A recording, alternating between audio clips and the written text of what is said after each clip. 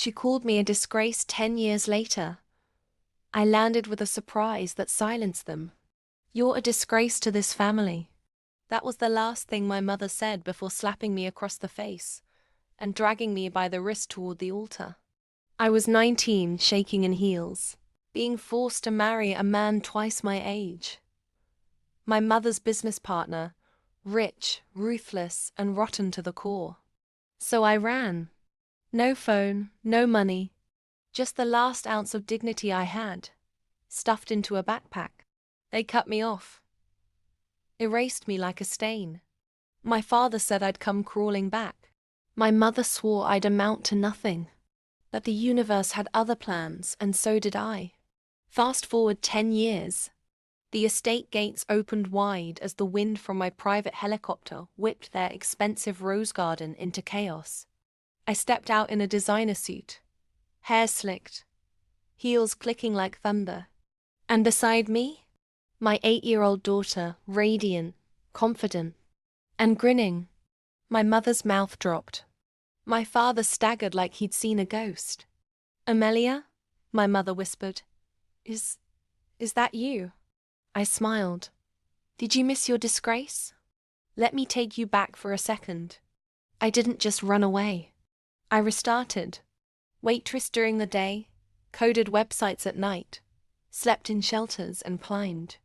I got into Stanford, built a tech startup from the dirt, and sold it for $45 million before I was 28.